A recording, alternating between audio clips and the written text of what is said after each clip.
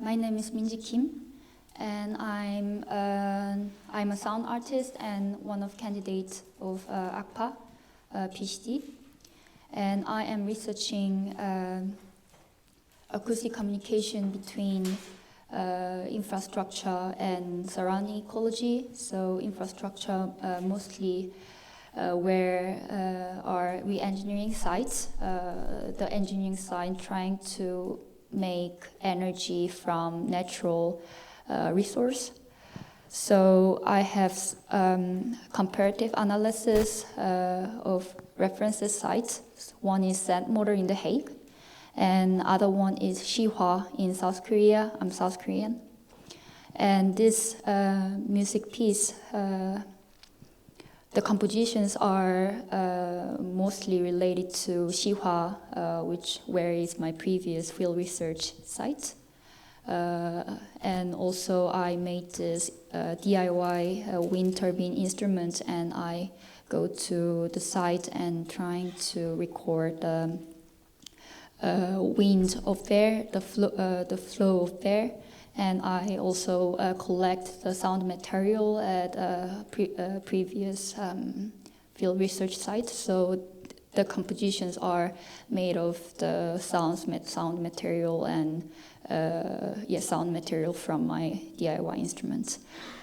Yeah, thank you very much, and I will give a mic to Gabriel.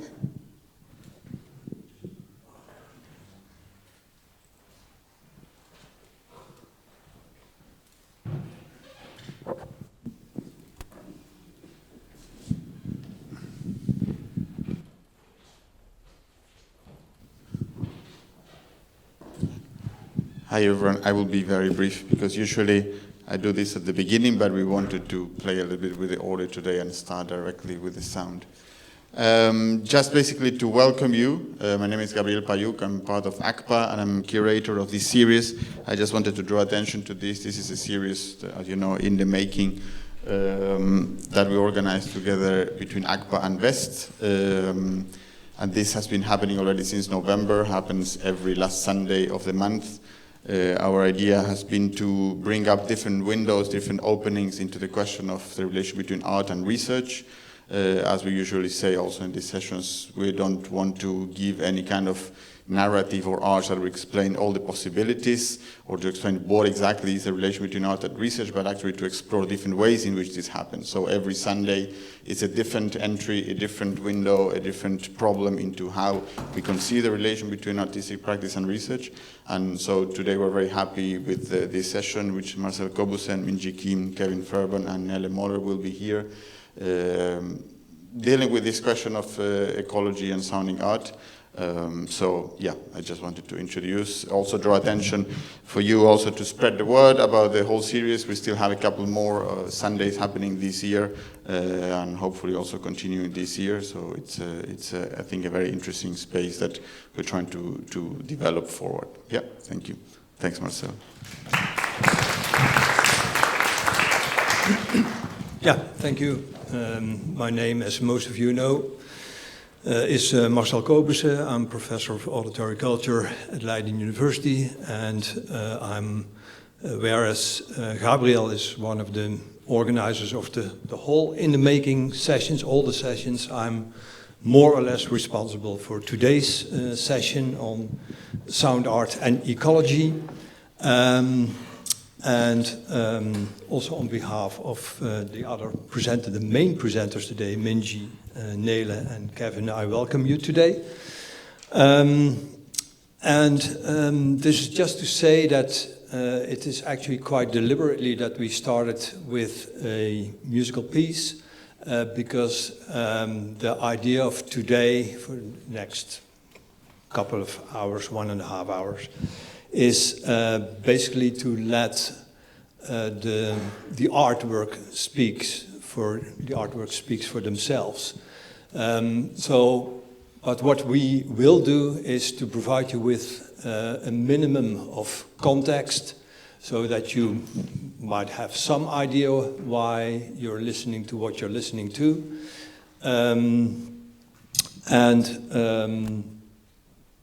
Yeah, so this minimum of context will consist of, I mean, I will give a brief talk now before we go to a short discussion with the ones who will present their artworks today. And then you heard, of course, the first piece, then the second and the third piece will be performed. It is, so to make the context a little bit broader, it's more than 20 years ago since ACPA, the Academy of Creative and Performing Arts, which was established especially for artistic research in the Netherlands, started. Many people in the academic and the artistic world didn't know at all what artistic research was about. So explanations were, of course, needed. What can research in and through art contribute to existing knowledge? What new knowledge can it generate? And how can also the arts in the art world contribute and benefit from artistic research? Those were the main questions and perhaps are still the main questions today.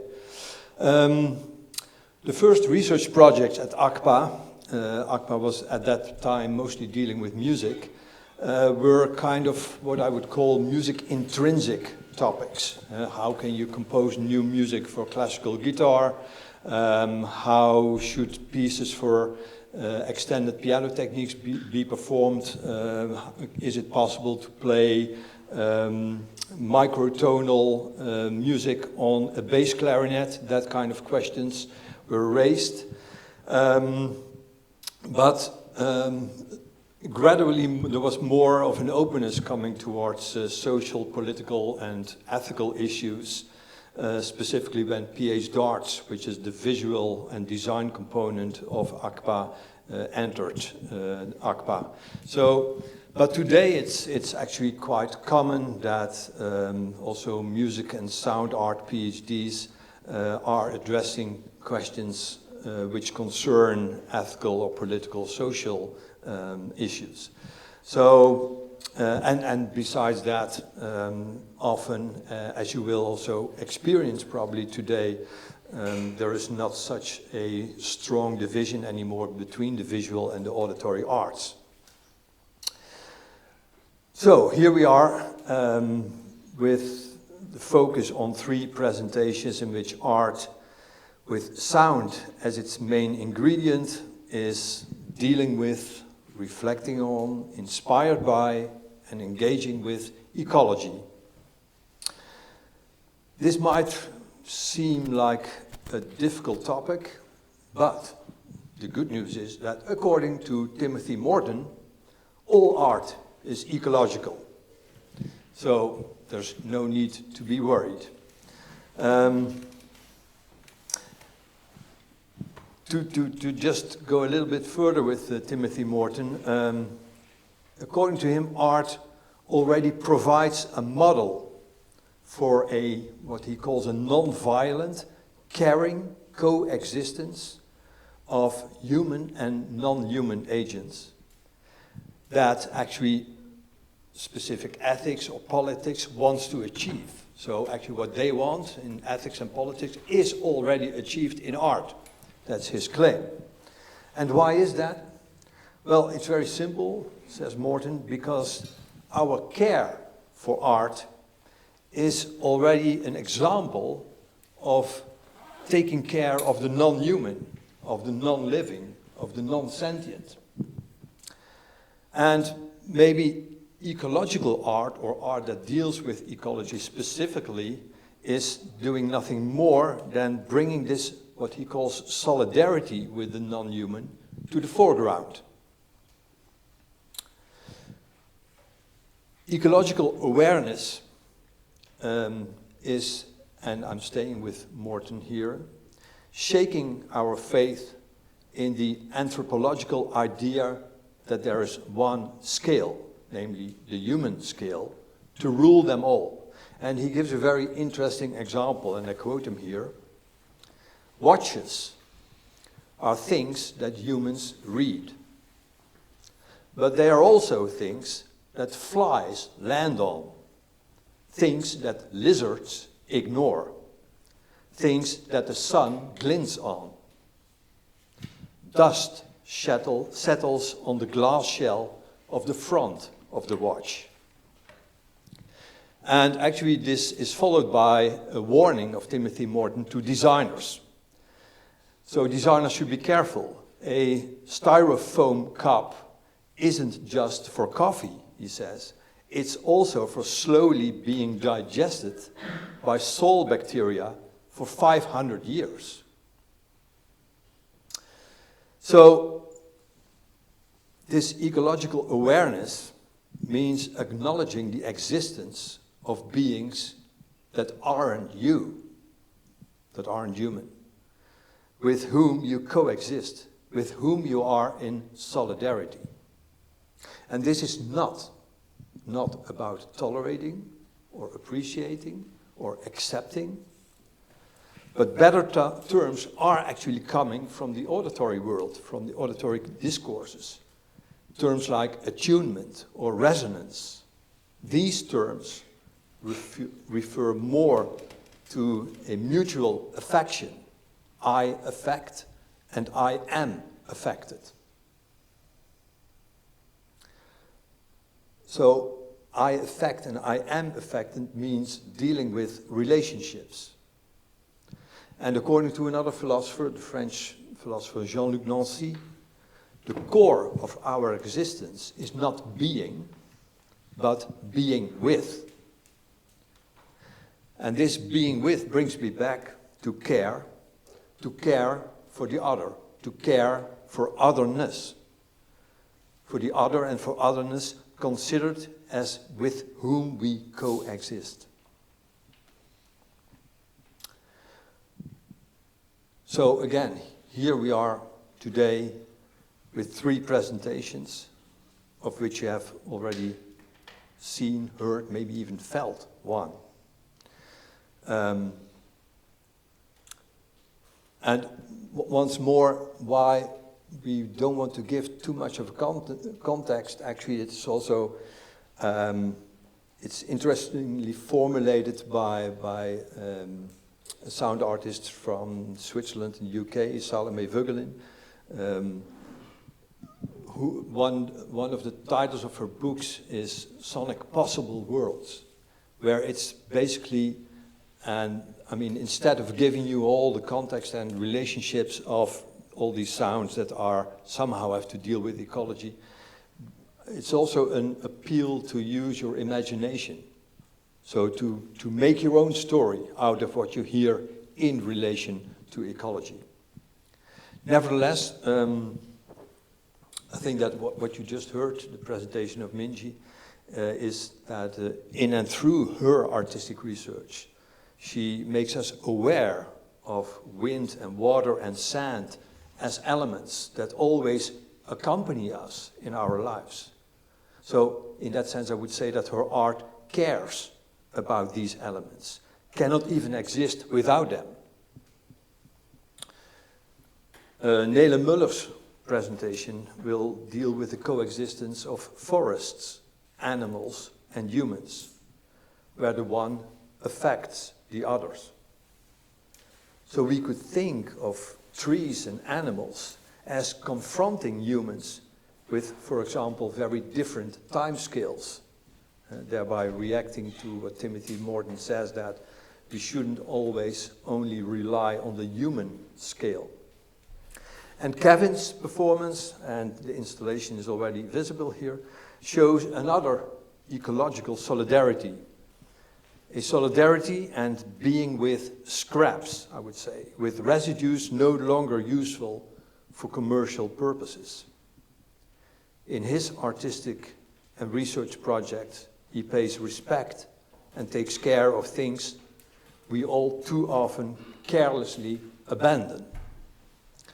So this, as the context coming from me, I would like to invite Minji, Nele, and Kevin to take a seat on the couch here.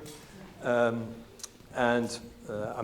will do just a short conversation together, and that will be basically almost the end of the context that you get for today. And then, of course, the most interesting parts come, namely the performances.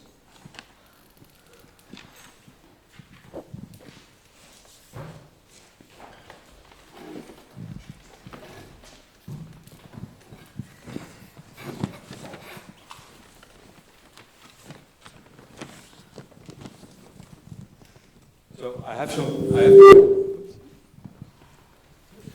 prepared some questions for all of, for you particularly. Of course, you can at all time interfere, interrupt, and whatever want to contribute. But I would like to start with Minji. Perhaps with it. Not so easy question, but nevertheless, why, according to you, is it so important to address ecological issues through art? So, in other words, what can art contribute to our knowledge, whatever kind of knowledge we're talking about here, about ecology or our relation towards environmental issues? Yeah.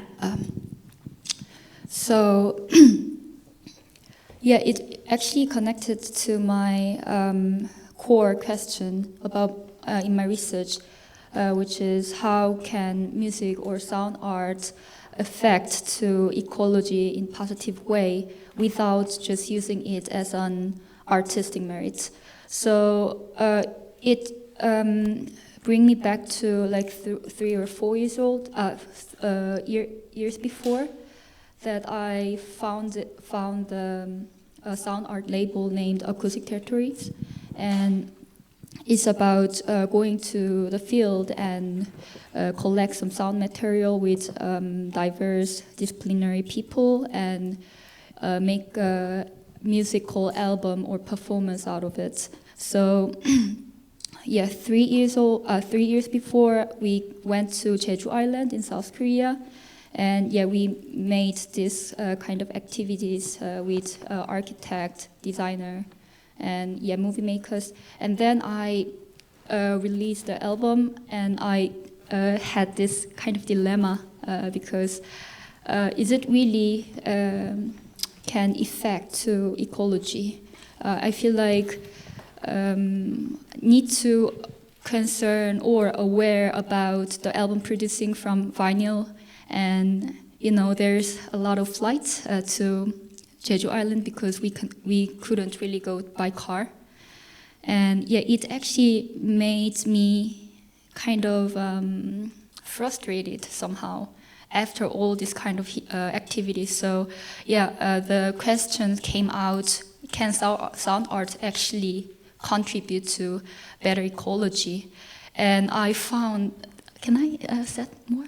The time is, sorry if I talk too much. Yeah, and I went to this engineering site randomly in The Hague. I used to live in The Hague, so the name Zand Motor, which is the re-engineering site, and there's no motor, and the name is quite poetic because it means wind blowing like a motor, and it spread the sand against the water level arises.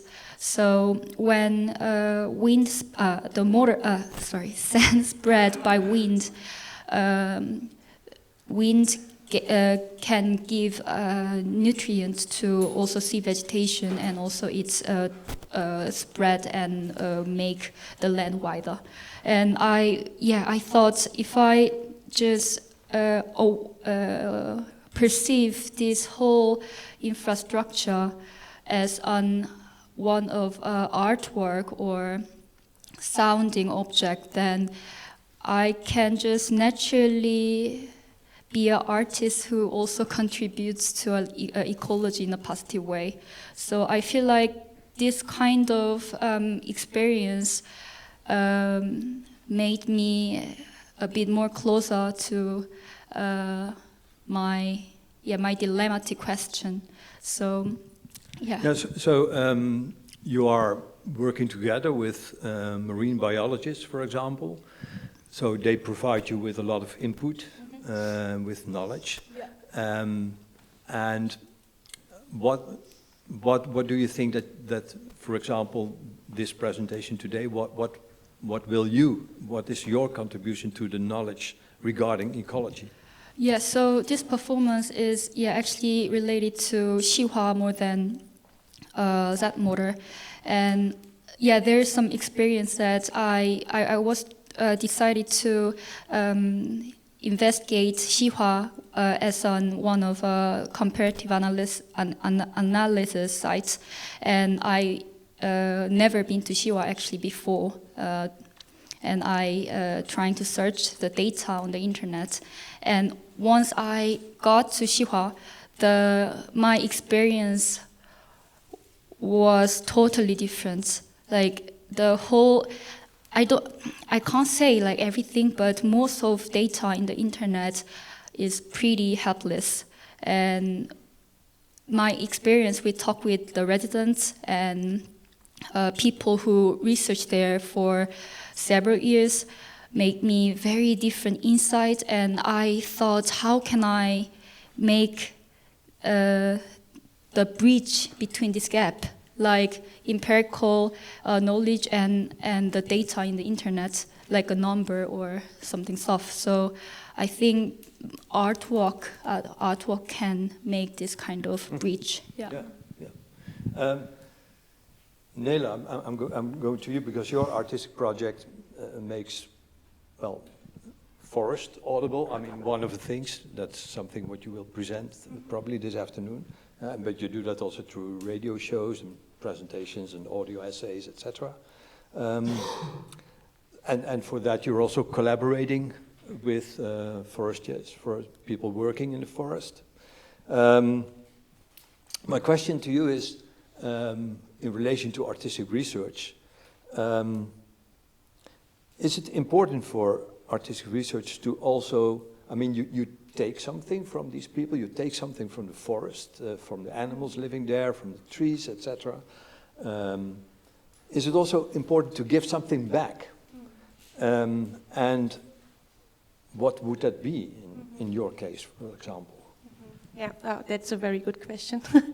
Because yeah, that's also, I mean, I resonate a lot with what you said also in the beginning, that this conflict we have actually in our practice with extraction.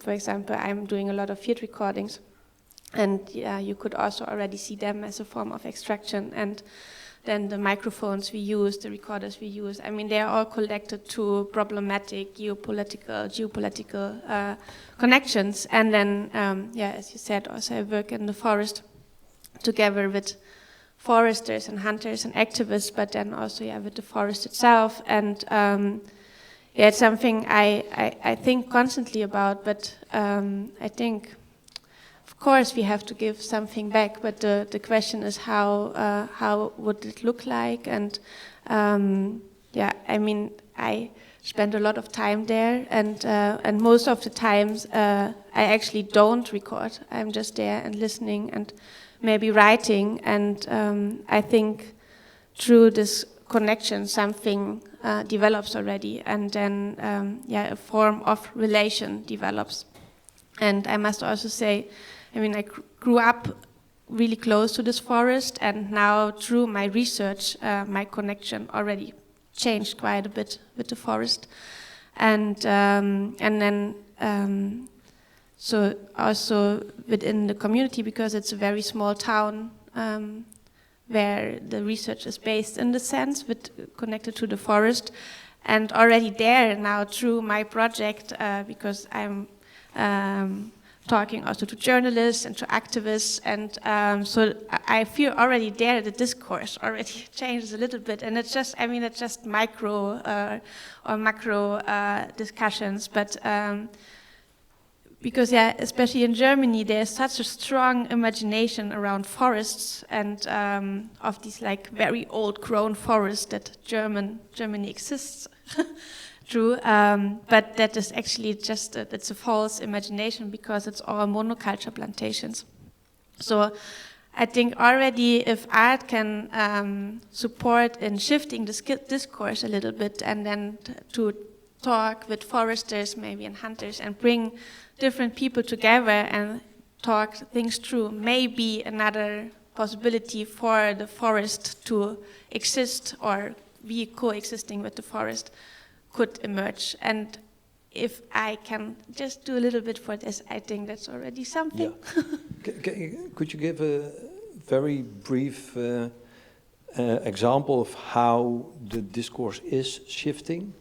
Yeah, I mean, it's so there because the forest, basically where I'm doing the research in, is disappearing at the moment because it is a monoculture, and it's a spruce monoculture plantation, and this little bark beetle is eating up the trees at the moment. So what is happening right now, that the forestry management, they say like there will be no monoculture anymore, and that they want to replant new or like more mixed forest. But then, of course, there's also still a discussion around how much do we as humans actually interfere with the forest. And I think there is a lot of change happening at the moment.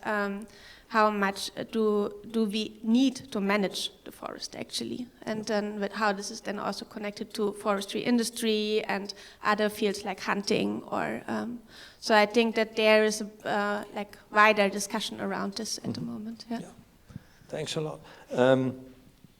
Kevin has, contrary to what Minji and Nele are doing, is not so much working with field recordings, not going to these places where there is something happening with climate change, although, I mean, that's only relative, of course.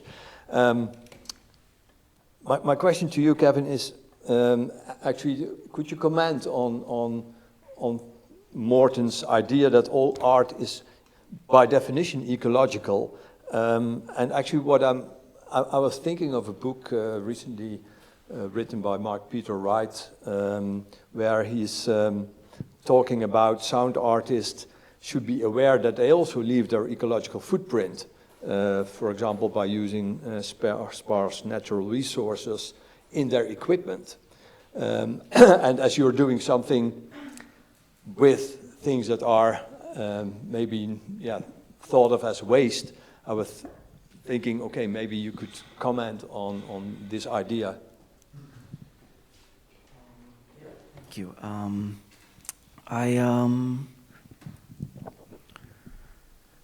I don't know if I would actually agree completely that all art is ecological, because I think it would be more appropriate perhaps to say that all art could be or may be ecological, which can also depend as much on interpretation as on execution.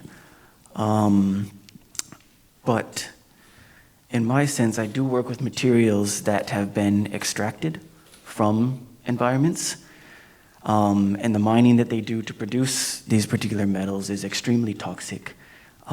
It can poison landscapes, entire landscapes for, well, sometimes forever.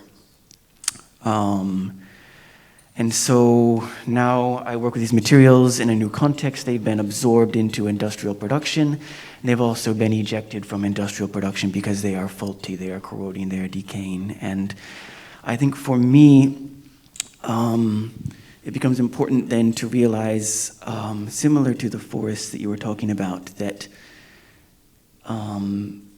these materials are often already giving back to each other.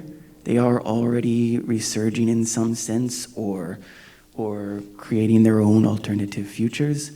The way that they react to these interjections in their ontogenies is unique to each material. And I think as artists and as people who experience art, a lot of times part of giving up the anthropocentric view is allowing yourself to join something that is already in progress without you, to join a forest that is already regrowing in its own way, to join a material that has already changed itself or taken another direction, and to try to be responsive to those shifts that are already underway. I think, yeah. Yeah. And thereby you can avoid, to a certain extent at least, your own ecological footprint as an artist. Yeah, I mean, there's only so much that you can do to limit your ecological footprint as an artist, except to continually adjust and adapt, just like all of these other materials that we are dealing with. I also am on a long, ongoing journey to be less extractive, to deal less and less with machines or external processes that are extractive, or to try to recuperate more and more material. Everything here has been basically waste at some point, but I think that is, though, just like any ecological process, a constant forward and backward and circular journey that we would be, I guess, best advised to embark on as something that will never cease. You know, that there won't ever be an installation that is non-extractive, but it can adapt from the last one to be responsive to something that was perhaps not so responsible. I would like to end this brief conversation. There will be, after the two remaining artistic presentations, will be a Q&A with you, so you will have the opportunity of posing your questions to all the presenters.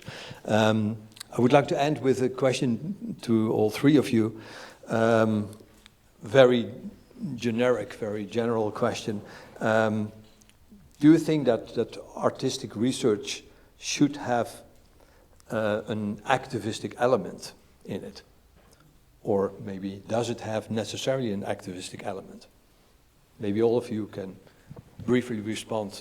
Maybe Nele, you can, I mean, you have the microphone next to you, so. I think, I mean, I'm always a bit like, what should art do, but or artistic practice or artistic research. But what I see within my own practice, that I think there is quite a big of potential within artistic research and within our position we have, and how we actually can connect to other fields of knowledge and move within these fields of knowledge.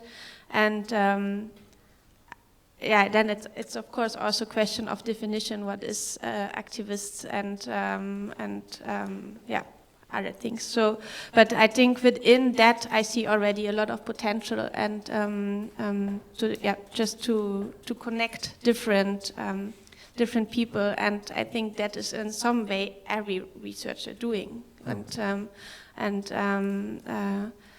But yeah, I don't know if it has to. That's quite, yeah. Yeah, and I think it's also, I mean, I do think that artistic research and artistic practice can be very activist as we choose to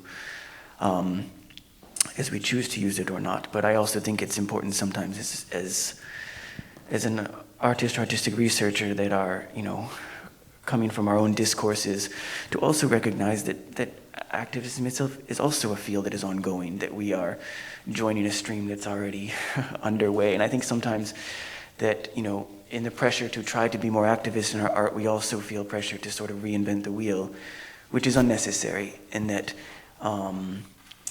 just as in all of our other research activities, it's important that we approach it as part of a much wider discourse, that we are simply, you know, performing another echo within a wider system. Maybe just to add one more question, and then you can answer.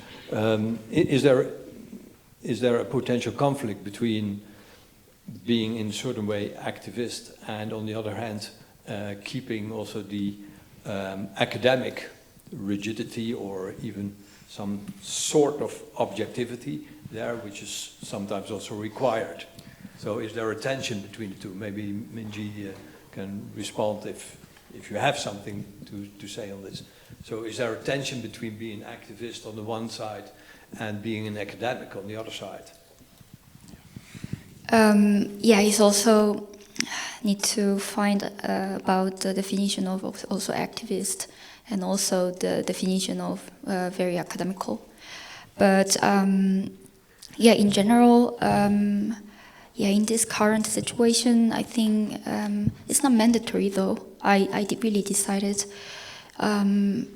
as a researcher or artist, whatever, it's just nice to be some kind of responsibility, not like using it for the research theme, like of all of us, but yeah, in the process of making, like every artist have some responsibility to concern about ecological footprint or whatever more like philosophical or ecological thinking. But I don't think it's not only for academic or artistic. I think all wider discourse can apply it. Yeah. Okay, besides teasing our ears today, we can also be nice to our stomachs or body in general, and that is basically the announcement for a short break, 15 minutes, so that you can grab a cup of coffee, tea, water, whatever else is served. So I hope to see you back 5 minutes past 3 exactly, because then the next presentation starts by Nele Möller. So hello again. First of all, I also want to quickly say thank you for Marcel for inviting me also today. So I'm Nele Möller. I'm doing at the moment a PhD in Brussels at LUCA, School of Arts and KU Leuven. And so I'm based in Brussels, but as I already told before, my research project is based around a forest in Germany, the Thuringian forest. And as I briefly said before, so the forest is in the stage of disappearance at the moment, and because it is actually a quite old-grown forest, but then through industrialization and within the last 200 centuries, it got transformed into a spruce monoculture, and which is now, so the spruce tree, which is the main tree of the plantation, is a very fast and straight-growing tree. That's why the forestry industry decided to plant this tree mainly. But the thing is that the spruce tree is not growing very deep into the ground, so the roots are not very deep. So now the trees have quite a problem or difficulties to reach towards the groundwater because, with the hot and dry climate. So they get very weak, and that's why this little beetle, the bark beetle, has a very easy time at the moment to infest the trees. So the trees are dying, and what is happening in the Thuringian forest is that the forestry management is answering with extensive clear cuts. So basically the forest is disappearing at the moment, and then again reforesting the forest. But as I said also previously, they try to plant a mixed forest at the moment, but also this is quite difficult because even the seedlings, they are not surviving the hot summers, and they get eaten by a lot of deers, and so it's all very problematic, and there's no certainty if there will be a forest still in a few years. So within my project I'm working with sound and listening as tools and method to engage with the forest, but then also to not only engage with the forest, but with a lot of other forest actors like foresters, forestry scientists, activists, and hunters. And so there are different pillars within my research, and one of the artistic methods I'm using is working with audio essays that are broadcasted on radio. And I will now read one of these radio essays I produced. And it's actually quite from the early stages of my research, and which also explains a lot how my further development within listening practices and field recording practices developed. And it got premiered last year at the Radio Frenia Festival in Glasgow and at Resonance Radio in London. And I also just want to say it's a shortened version of the original essay, so normally it's a bit longer and a bit more detailed, but because we have not so much time. But let's start.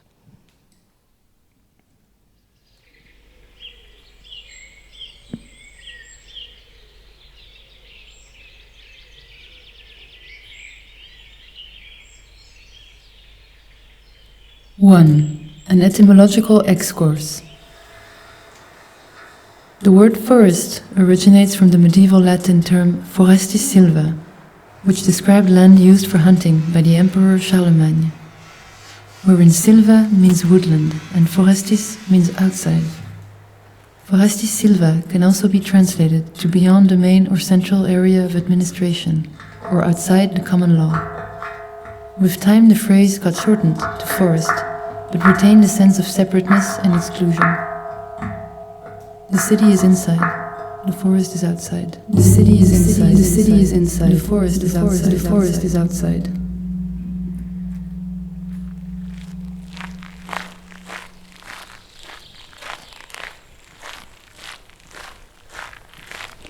Every time I enter a forest, even the forest around my hometown, which is so close to me, I feel like an intruder. There are areas where particularly little light falls in, on northern slopes or in the morning and evening hours, when the fog hangs thickly between the trees, that with every step a queasy emotion accompanies me, which I have so only here in the forest.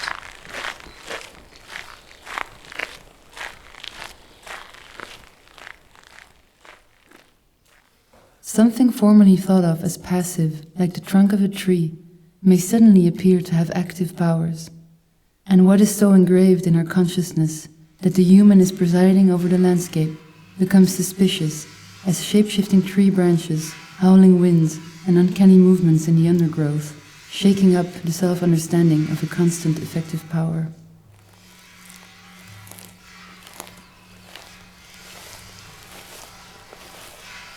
Where does the forest start, and where does my body end? An attendant something. Blurred forest edges pointing to the transition from presiding the world to being in the world. Something intangible and within touching distance. Neither silent nor audible. Thickly wooded distance separates from moral codes and cities. 2. A changing forest. Since I moved away from home many years ago, I have changed, and the forest has changed, or more explicitly said, it is disappearing. Instead of this triggering a reflection on our entanglement with the past and current development of the forest and the exploitative impacts we have on it, the bark beetle, which eats up the spruce monoculture, becomes the official enemy of the forestry management and politicians and the cause of the forest dieback. But isn't this little beetle rather an agent of change to the unhealthy monocultures that we call a forest? So what if we start to listen to the deeply rooted knowledge of the trees and plants still buried in the millennia-old soil and the many voices of the forest inhabitants formed over many generations and uttering from a deep ecological time? 3. A haunted encounter. The microphone, my ear. The microphone, my ear. I record, I don't record. Waiting for attunement. My body, a resonant object. Rising disconnectedness. Repetition, translation, silence. Silence. How to reach towards understanding. Now that I'm back in my hometown to start listening to the forest for my research project, I will spend the first time since my teenage years a night alone in the woods. As the day fades into darkness, I get hypersensitive to every sound and movement around me.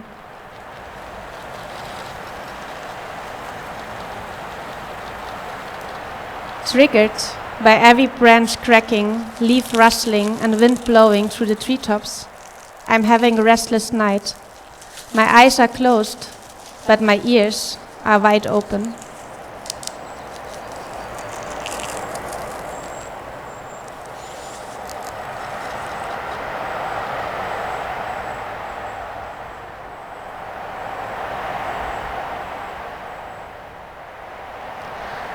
A wave of relief overcomes me as soon as I hear the first bird calls and the darkness fades into the morning dawn. I scramble out of my sleeping bag to prepare my recording equipment. It is a cold, misty autumn morning. You can feel the rain hanging in the air, and the sadness of the ending summer is already gone. Before even recording, I'm listening for a while to the dawn chorus through my microphones that are so much more sensitive than my human ears.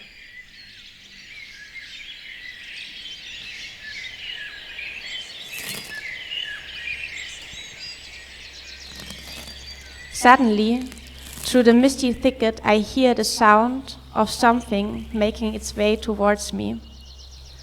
Still, overtensed of the last night, the nearer coming sounds crawl like melting snow that seeps into the earth under my skin. As the sounds are coming closer, I can see a man with blood on his arms and something that looked like organs in his hands. What does one think in a moment of horror? Not much. Then the mind starts to work again, realizing Hunter.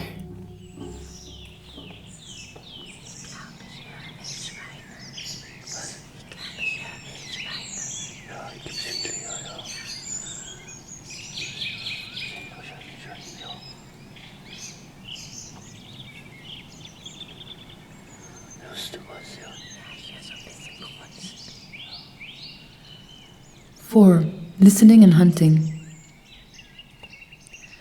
Since this encounter in November 2021, the hunter and I have become friends.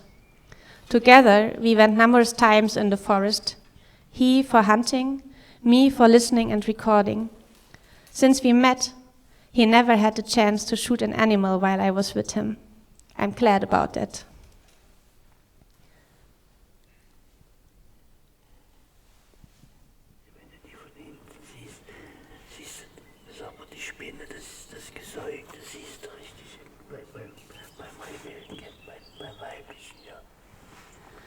Dusk and dawn are equally important for the hunter and me, the field recordist, the artist, the researcher. It's the time of the day and night sequence that the animals are the most active, the most careless. Sensing while not being sensed. A grey, blurry moment in which the daylight and the darkness of the night fade into an energetic sequence that points to the sun and the moon as the rhythm givers of our world, a daily symphony of our planet moving in the solar system. Both of us committed to waiting for hours, sitting still, being surrounded by movement, listening. The hunter and the field recordist are dependent on a multi-perceptional experience. We are observing if the wind or an animal moves the branches, needles and leaves of a certain tree or shrub. Synesthetic fusion of the senses.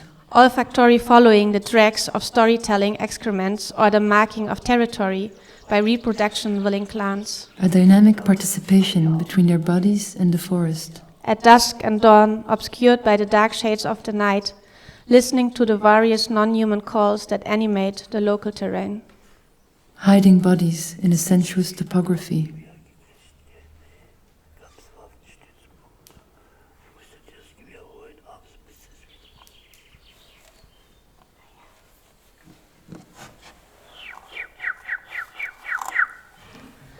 The hunter is teaching me how to walk in the forest without making noise, and how to listen in order to perceive what kind of animals are around. The blackbird announces with a certain song that wild boars are present.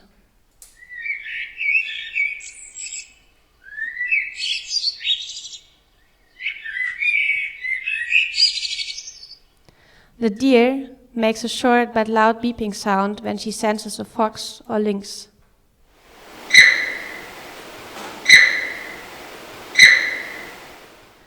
I'm teaching him about the sound of the bark beetle that is eating the spruce trees that make up the forest that he calls his territory.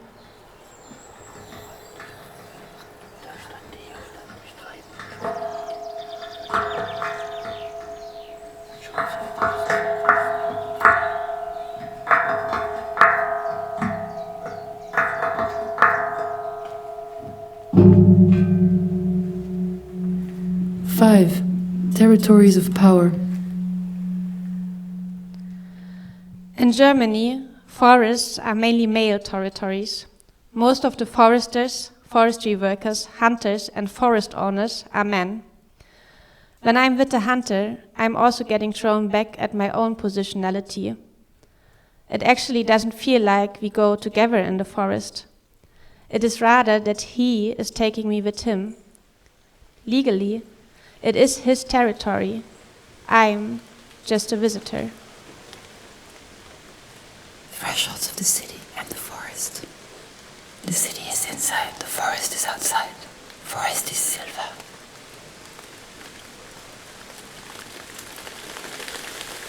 In German, threshold means Grenzüberschreitung, crossing the border, or more, crossing the line. Are we crossing a line? We are listening to the forest, both of us in the hope of catching something.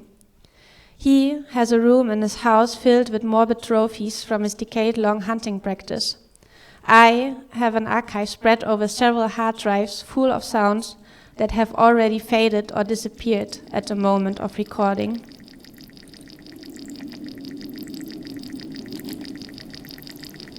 Latency of schizophrenia. Field recording and hunting are actually not that far from each other. The practice of field recording began as an anthropological discipline, and its history, like that of hunting, is problematically connected to issues of classism, exploitation, and colonialism.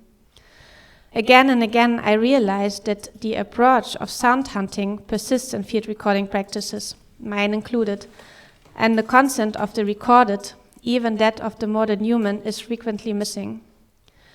The relationship between the recorded and the recordist in the field is a story of privileges and an exercise of power.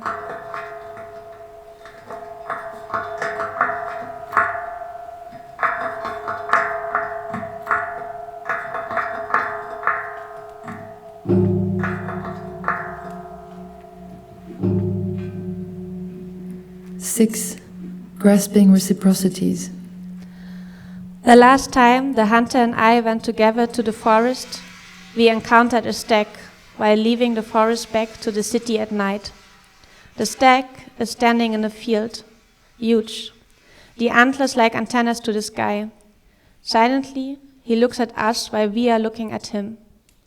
When we try to move closer to him, I can see his ears tilting towards us, waiting, assessing, until it seems that we move one step too far, passing the threshold, crossing the border, trespassing the line.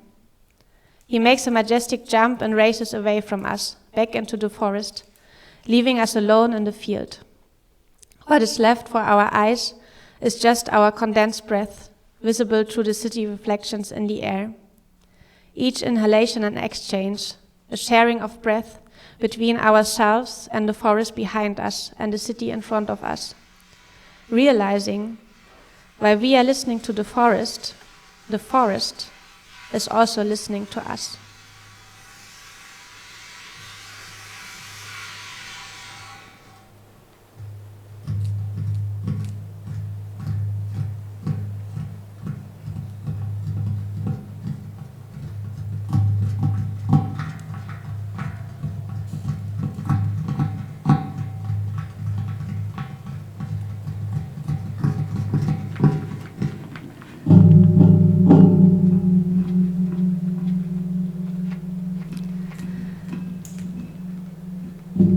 Thank you for listening, and thanks to Emma Kraak for speaking the inner voice, and also thanks to all the forest actors active in these texts. Blackbirds, wood pigeons, bullfinches, nuthatches, robins, sparrows, magpies, crows, a deer, wild boars, the bark beetle, raindrops, the sun and the moon, unknowing sounds between brushwood, the spruce trees of the Thuringian forest, and a metal barrier of a hunting stand.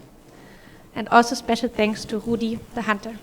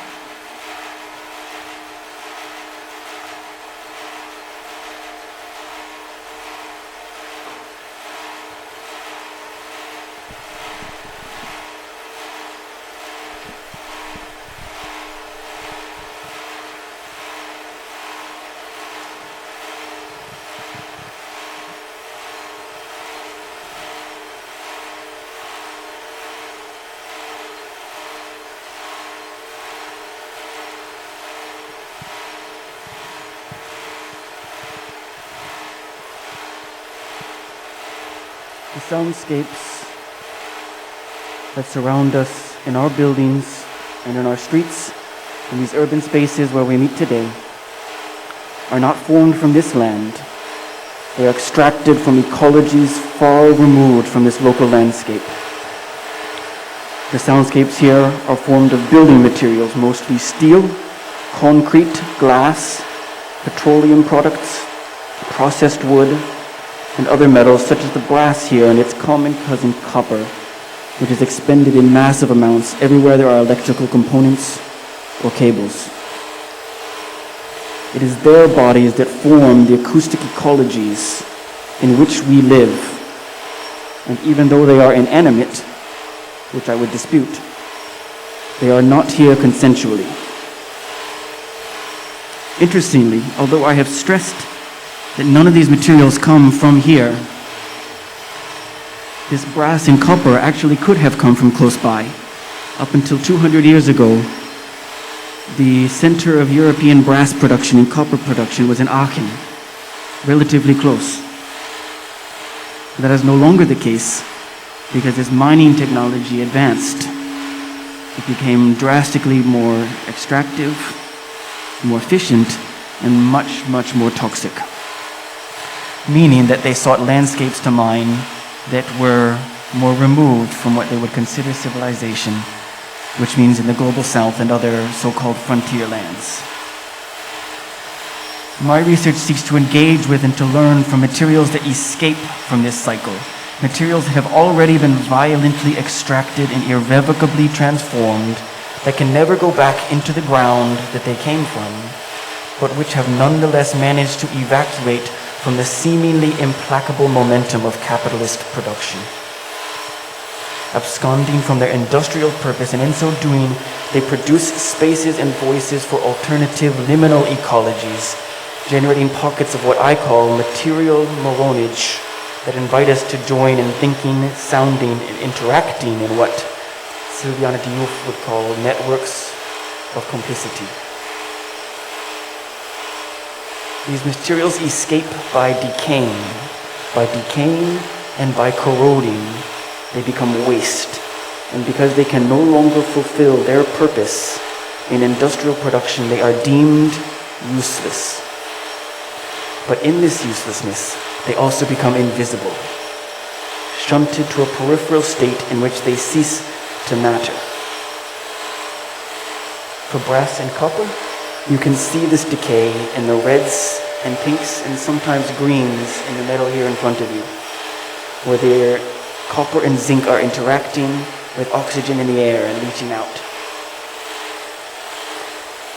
This decay is a slow state of becoming something else.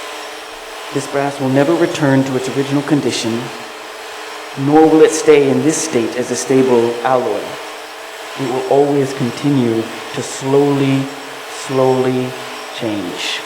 And so these materials remind us that decay is not static, it is propulsive. It impels other pluralities of potentiality. And in the case of brasses, this is also a sonic propulsion. Through their material decay, they embody unique acoustic forms that persist and evolve. They are rooted here, with this bell here on the ground absorbing vibrations from the ground and from each other and from all of us, and funneling these vibrations into a communal material entity and developing this small area here in a resonance that invites us to inhabit it with these materials. And so the question I would like to leave with you today is, how can we reorient ourselves to this material interpellation?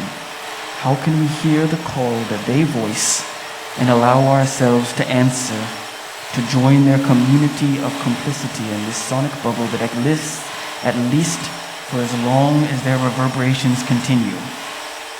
Whether they diffract through the media around us, through these walls and floors and atmospheres, or whether they are transmitted into our bodies and echoed there, surviving for as long as that resonance persists. So as these materials now pose this question to you, I will also join them, sharing some of the communal sounding that we as a collective, myself and these materials, have formed in our time together. And while the sound is quite variable depending on your relationship to these instruments, I would encourage you, with some respect to your co-participants, to also move around slightly if you wish to experience a slightly different constellation of sound.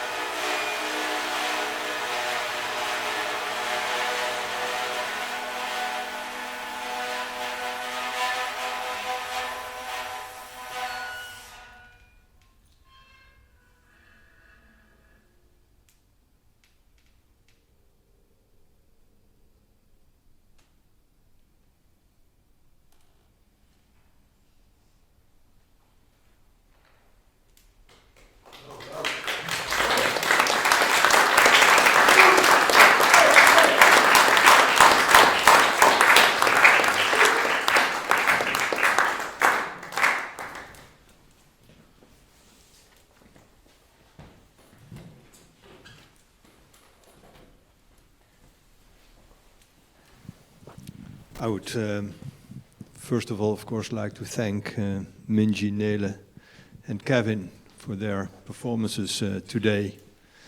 I would also like to thank you for being here. And we have some time left for questions from you, if there are any, of course. But it's just to say that we are, I mean, as this is basically also about, or mainly about artistic research, that we are planning with, among others, this group, but will be extended with several others, to take this also as a point of departure for a bigger grant application, which has to do with climate justice, because we think that, I mean, the step from ecology to climate justice is perhaps not that big, and we also hope that through art that we can somehow contribute to that discourse. That's something that we will start working on soon. No, I don't think it's really necessary. So, actually, it's another invite for you to pose a question. Yeah. First of all, thank you for the afternoon. It was really nice. My question is for Kevin. Actually, it's more of a request, not a question. I don't know if it's the case with everyone else, but I could not understand most of the text that you read. Of course, I'm not asking you to read it again, but if you could like inform me and maybe others. Yes, I'm sorry for those technical difficulties. I hope it was still enjoyable to hear the sound of my voice. I apologize if it was not. I talked briefly about the fact that the soundscapes and acoustic ecologies in the urban spaces that we live in are not composed by materials from this land, that they are all extracted from other places. Even things that could be produced here, like concrete or lumber, are often produced in much more extractive ways, very far away from here, including metal, like the copper in all of the electronics in this room, and the copper in this brass, which used to be produced in Aachen, very close to here, but now that it's so extractive, is produced primarily elsewhere. And so I talked about my work as a researcher and an artist, trying to respond to materials that have managed to evacuate or escape from that process in industry and become something else, largely through decaying. All these materials that you see were extracted and cast into metal to be used to make production line instruments. But because they were decaying at some point in that process, that means mostly corroding, although other things as well, they were deemed unsuitable, they were thrown in the trash, and I stole them. And I used them at the stages that they were in, which means with their particular acoustic proclivities as bells or tubes or brass or wires. And I work with them, kind of like you talked about in the forest, spending a lot of time listening and spending time without making sound or without recording or without making an instrument, to be able to, I hope, respond to their natural inclinations and help to build a community of sound making that is the materials and myself as co-agents in that process. And then I invited you to be a part of that.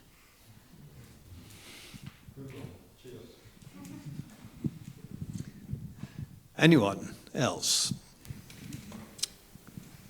Yeah, guy. There's a mic. Oh, thank you. I can ask a super practical question with a mic. Thank you very much, all three of you, for your performances. It's really enjoyable to hear the contrast between them. I have a question for Nele about how did you record the sound of the Beatles? And what is that exactly that we're hearing? So there were different recordings from it. There were some recordings which are with a contact microphone connected to the tree, but then there were also just recordings because around this time now, when they're the first warm days, you can just hear them eating through the trees by just standing next to the tree because they are so active, and it's actually quite impressive. So there are some recordings which are also just from the field recording, normal field recorder next to the tree, and it's mainly them eating through the trees, and then also they produce some sounds with their wings, how they communicate also with each other. And there's I can just recommend really nice research by David Tune on the bark beetles, and he actually also did some research about, because the bark beetles cannot, they are quite sensitive to certain frequencies, so he actually did research on like pushing the bark beetle out of the forest with putting big speakers into forest and sending these frequencies through the forest. Yeah. So we're listening to them talking to each other, communicating with each other in some manner, as well as the process of them eating the trees. Yeah. Amazing. Thank you. Anybody? Yeah. Hi, thanks very much for the wonderful performances. I'm trying to formulate this as a proper question. Nele, you were playing field recordings and you were talking about, actually this question is for Minji, but it's kind of for both of you in a way, because in a way when you started playing, I was thinking about being in the forest and recording and this kind of thing, but you actually talked about it as part of the piece. You talked about how you feel you relate to the sounds, and about when you record, and you were talking about resonance. And I found that you explained that very eloquently, and I was wondering, Minji, because you're also very much, I don't know, by want of a better word, immersing yourself in these soundscapes with your equipment. Can you say a little bit about your relationship to then listening and recording and the sounds that you're working with? So I decided to compose only for the sound material that can speak itself, rather than I speak with the sound materials, because in the field research in Xihua, I was totally overwhelmed, and I couldn't be interrupt in the field, and I was like very much like an observer's perspective. So there's I wrote some essays and writing about my insight, but for the musical piece, I just trying to include only for my personal experience, cannot convert it to text or verbal language. So this performance rather more includes my intuition, the feelings when I was just embarking to the Xihua, and it was like previous year. So I need to really digest all the memories and experience. And this performance is more like, that kind of abstract, private experience when I observe the conversation between the Xihua, which is reclamation history, and the surrounding ecology. So, this is the case of it. Yeah, I don't know if it's a proper answer, but yeah. Thank you. Yeah.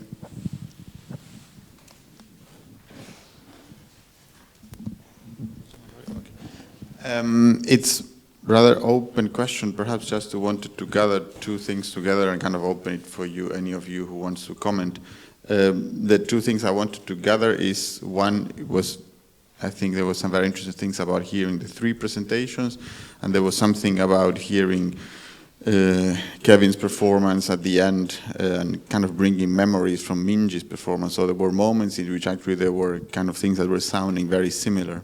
So I'm curious how we think about that. I'm connecting this to the other part of my question, my proposal, which is something that came up in the discussion, in the dialogue that you had before, which is what is it that these performances do, right? You talked about awareness, for example, but how can we go a bit, maybe elaborate or discuss a little bit further, what is it that they can do, and in a way, how are we thinking about that probably around, let's say, 70 years after the beginning, maybe, of acoustic ecology with the work of Anne-Marie Schaeffer and Hildegard Westerkamp.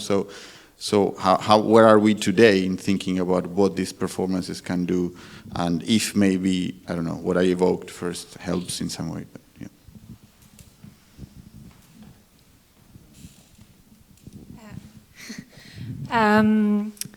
I think, I mean, on like one level, I think what they can do, when you also mentioned like the references to Schaeffer and Westerkamp and like the discourse around field recording, for example, or listening. And as I said, also that essay I was reading is already a bit older, and my work actually developed since then. I'm not using so much field recording actually in my work anymore. So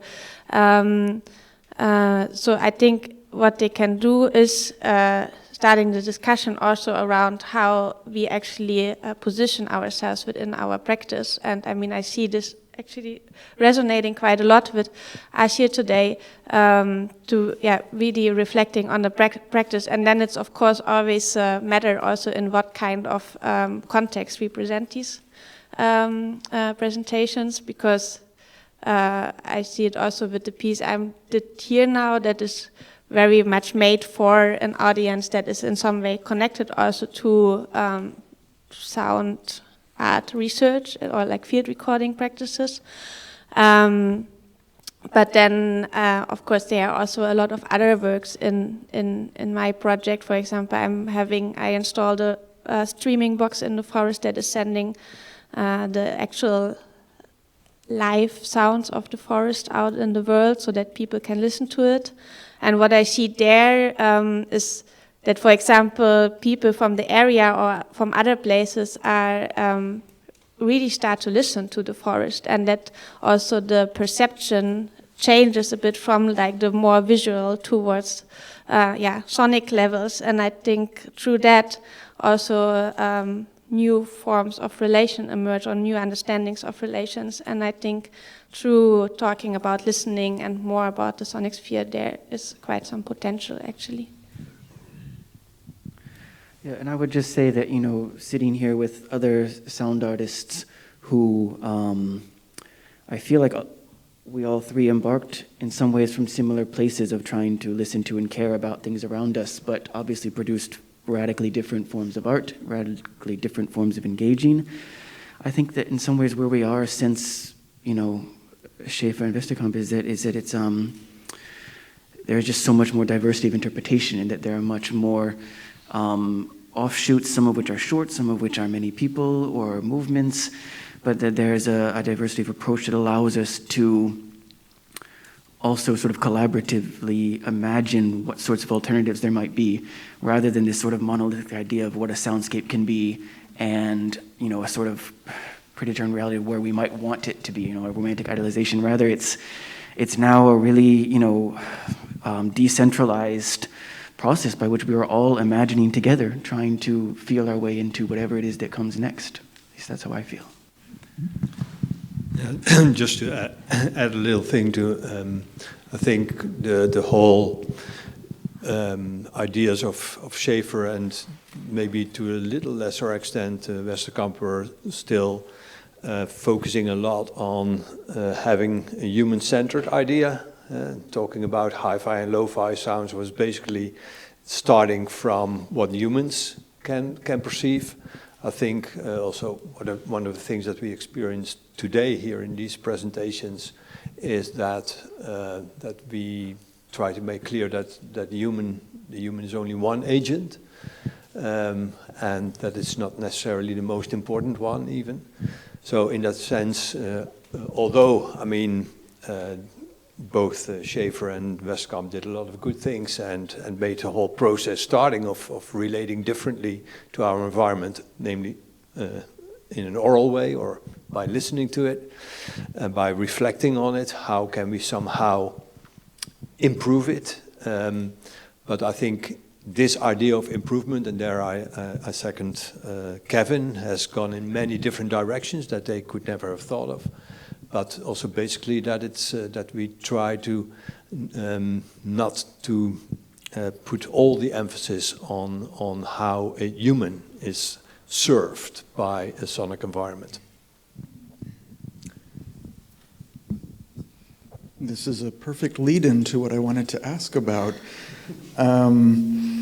Building on your comments earlier, I guess inspired by Timothy Morton, you were talking about a shift of language from tolerate and accepting to attunement and resonance, and this idea of I affect, I am affected, which seems to come back to the human and the subjective position of the one who's doing the recordings, the music compositions, these sorts of things. And I guess the question I have for all of you is, how do your methods, how do your practices, how do your compositions come back to a broader conception of how these things are engaging with an ecological context that's not just the human, and not to suggest that trees and sand and wind and metals are audiences, but I'm wondering how you cultivate a relationship that's more than just the human.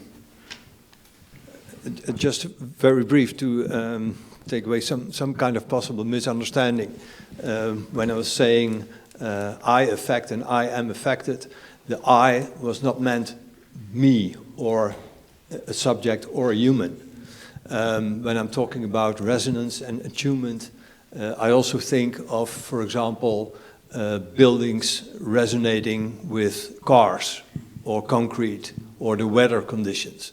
So that is also a type of resonance or attunement, which was included in the word I. So in that sense, the I was not meant to be a human I.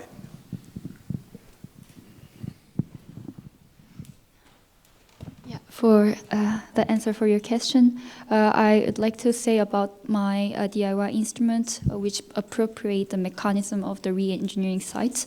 And this is actually very, makes me help to understanding the communication in between the human-made infrastructure and surrounding ecology, because I appropriate actually the naturally run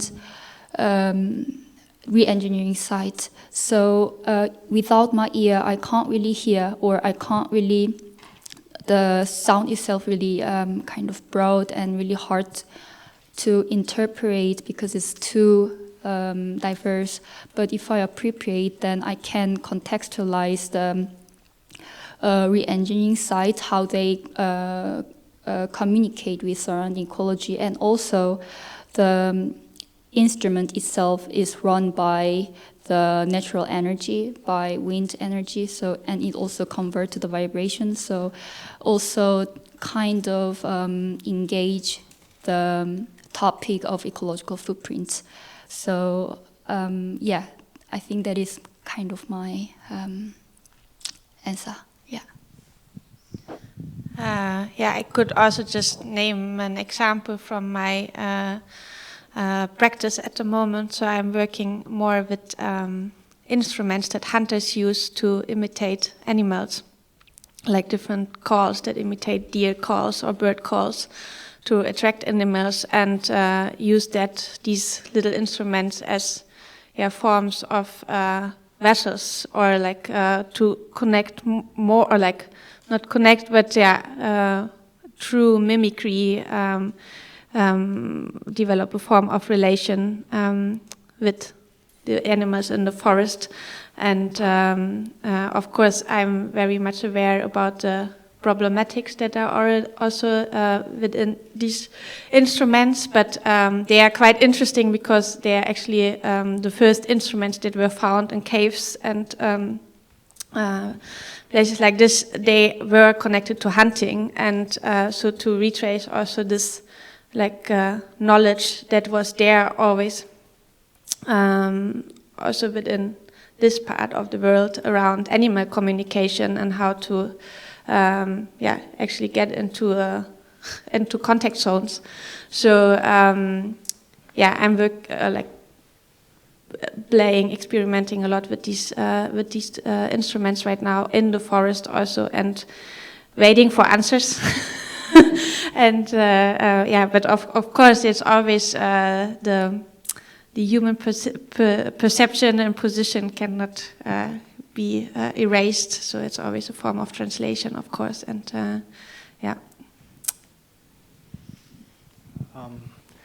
And I would just say, although now your question is getting hazier and hazier as the time goes by, but that I try to spend just a lot of time really reacting and listening and spending time with these materials that are not goal-oriented, trying to react to them, trying to listen to how they sound through each other, trying to be responsive in the way that I build relationships with them. And part of that also comes down to just trying to make myself less of a central character, which, helps when there's more and more of these things lying around. I am outnumbered. I think it was actually a concert once I played where Marcel said to me, it sounds like the human is a visitor, which has become kind of a mantra that I take into my work every day when I'm with these things, that, I am trying to be a visitor. And, with that in mind, I've also moved away from recording these instruments and presenting them in concerts more like this. I've been presenting them more in very small, more or less one-to-one house concerts, where all of the humans in the concert experience are outnumbered by the materials, are surrounded by the materials. And I think that is a way of sort of recalibrating ourselves. It is just an attempt. It's an ongoing attempt, and probably my answer to this will change next month. But these are some ways that I have tried to force myself to be accountable to the idea that you're talking about, that how do we develop these relationships or listening or sound-making relationships that are not human-centered or human-driven or even human-powered. I think we need to end here today.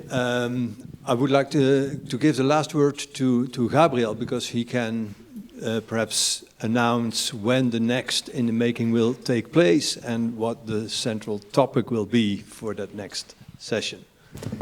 Thank you, Marcel. Well, first of all, thanks again to you. Applause first, please.